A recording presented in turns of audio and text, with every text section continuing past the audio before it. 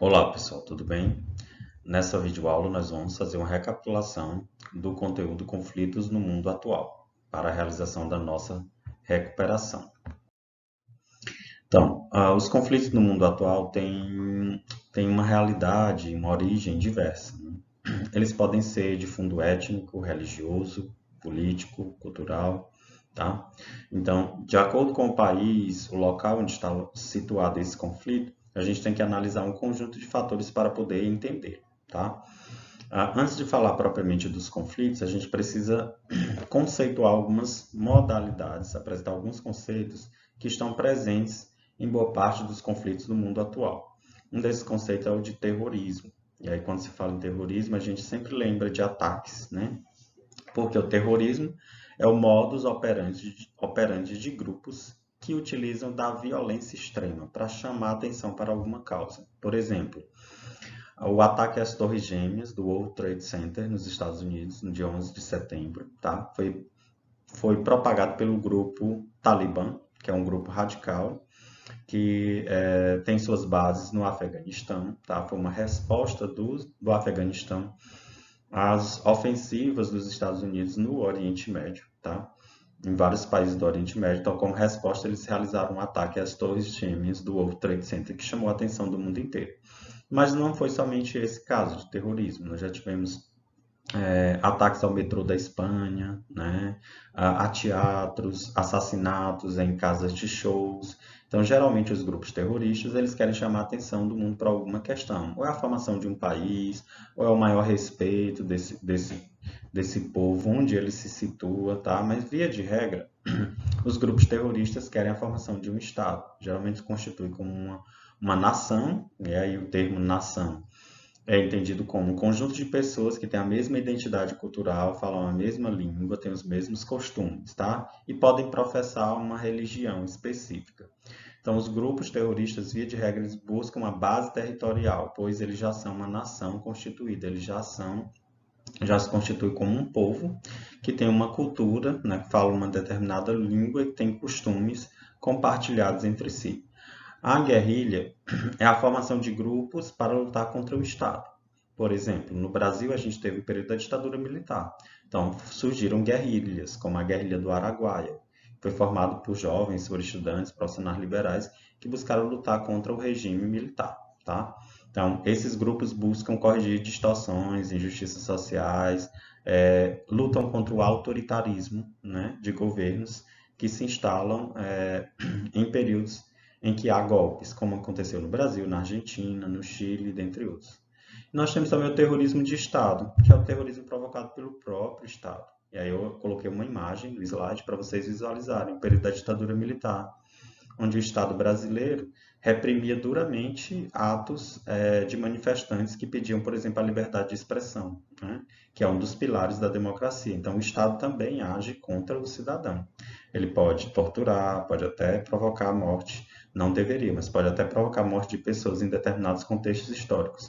No Brasil aconteceu muito, muitas pessoas foram brutalmente violentadas, foram assassinadas no período de 64 a 84, que foi o período, né, que marcou aí a presença de governos militares, tá? Então, esse tipo de terrorismo a gente chama de terrorismo de Estado, ok? Está acontecendo agora no Afeganistão com a chegada do Talibã ao poder. Certamente eles vão promover um terrorismo de Estado, né? Já começaram a colocar, enforcar pessoas em praça pública, restringir a circulação de pessoas, estabelecer regras rígidas para as mulheres, né? E dentre outras ações. Então, esse tipo de terrorismo a gente chama de terrorismo que o próprio Estado provoca para o cidadão, tá? E, geralmente ele se instala em locais onde há o predomínio do autoritarismo. Então, falando em conflitos agora, a gente percebe que a África, né, o continente africano, é um celeiro de maior número de conflitos hoje no mundo, né? Por que razão a África apresenta tantos conflitos no mundo? Porque quando se fala em conflito, a gente pensa logo no Oriente Médio, na Ásia. Mas a África é o continente, desculpe, que tem o maior número de conflitos armados no mundo. E não é à toa, né? Tudo está na raiz, na história, né, da África. A África é um caldeirão étnico, tem várias tribos, vários povos. Povos dentro do mesmo país chegam a ter pessoas, grupos que falam diversos dialetos, grupos diferentes vivendo no mesmo espaço. Então, devido à variedade étnica, né, a junção dessas pessoas de grupos diferentes no mesmo território provocou inúmeros conflitos, tá? Esse processo ele decorre da colonização, que a colonização da África foi realizada por franceses, ingleses, né, britânicos.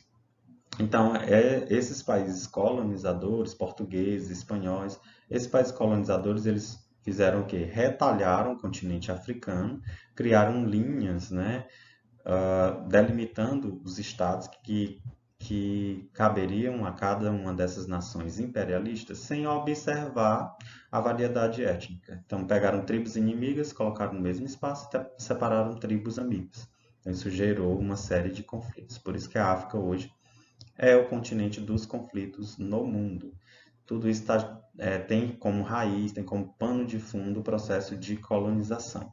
E aí a resolução desses problemas na África passa por uma reconfiguração dos países. É preciso redesenhar, é preciso alinhar, né, tribos que convivem bem dentro do mesmo espaço, tá? Então, se isso não for feito, enquanto isso não for feito, a África vai continuar dentro desse processo. Além dessa questão, tem que resolver problemas como da fome, das desigualdades sociais, né, da educação, que todos esses fatores conjugados colaboram, né, diretamente para que haja, né, problemas relacionados a conflitos no continente africano.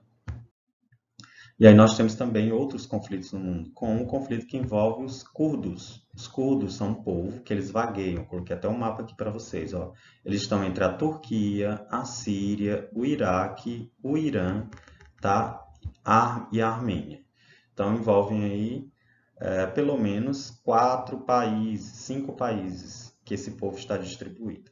Então, o povo curdo é um povo que tem uma identidade bem definida, uma língua, costumes. Então, o que que eles querem, o povo curdo? Se eles são uma nação constituída, eles querem um território. Mas eles vagueiam por territórios de países que apresentam muitos problemas, como o Irã, o Iraque, a Síria, que já é um caldeirão étnico e tem inúmeros problemas. Então, perder territórios para esse país significa perder reservas de petróleo, riquezas que já são bastante controladas por grandes nações e por grupos internos nesses países, já são bastante disputadas. Porque a gente sabe que o petróleo é o ouro negro, chamado. Ter petróleo, ter riquezas petrolíferas, equivale a ter, né, minerais preciosos, né? O petróleo hoje é um mineral que tem um grande valor no mercado internacional. Então, essa região aí, que os curdos habitam, dificilmente terá essa fragmentação e formação de um Estado. Há necessidade de uma luta constante dessa população. Então, eles já se organizam em partidos, né? Já ocupam poder em alguns desses países com o objetivo de, em se organizando, pleitear, lutar, reivindicar pela criação do Estado curdo. Os curdos são bastante numerosos, né? Então, é uma população grande que está vagando por esses espaços. É bem definido do ponto de vista cultural, então reivindica a formação de um Estado nacional, porque eles são uma nação que não tem território. Porém, essa formação é dificultada, né? Ela vai ser difícil de acontecer, pelo menos a curto prazo, curto e médio prazo, visto que esses países já têm muitos conflitos, o território não é muito extenso, né? E a perda de território significa, dentro da geografia, perda de poder, né? A perda de território pode significar também a perda de receitas, já que esses países são ricos em reservas petrolíferas, tá? Outra questão que chama a atenção no mundo é a causa do povo basco. O povo basco vive entre a Espanha e a França, né? Ali no norte desses dois países. Então, essa região ela é extremamente rica, né? Apresenta uma população com alto poder aquisitivo. Nem França e nem Espanha desejam perder essas áreas. Porém, o povo basco, durante muito tempo vivendo nessas regiões, conseguiu manter as suas tradições, manter a sua língua, a sua identidade. Então, por conta disso, eles constituem como um povo que tem características bastante distintas dos franceses e também espanhóis. Então, o que que eles reivindicam? Eles reivindicam a formação de um Estado nacional. Querem a divisão, né, do território entre essa região compreendida entre a França e a Espanha. Quais são os empecilhos, né, para a divisão do território que fica aí entre a Espanha e a França e a formação do povo de um Estado Nacional Basco, tá?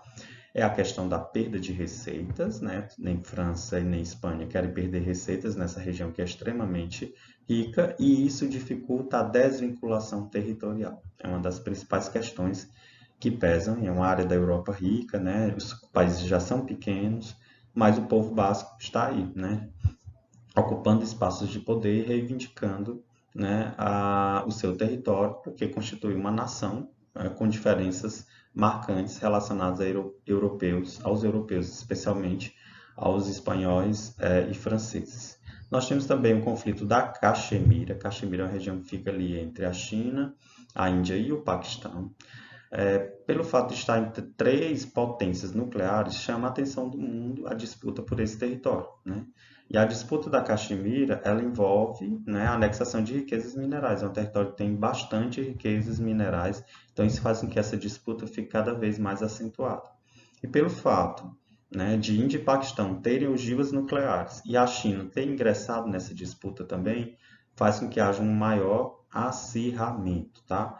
As ofensivas do Paquistão e dos islâmicos, né, na região têm promovido muitos conflitos, né? Eles entendem que são os legítimos donos do território porque tem uma grande quantidade de islâmicos e principalmente de paquistaneses que já habitam essa região da Caxemira há muito tempo.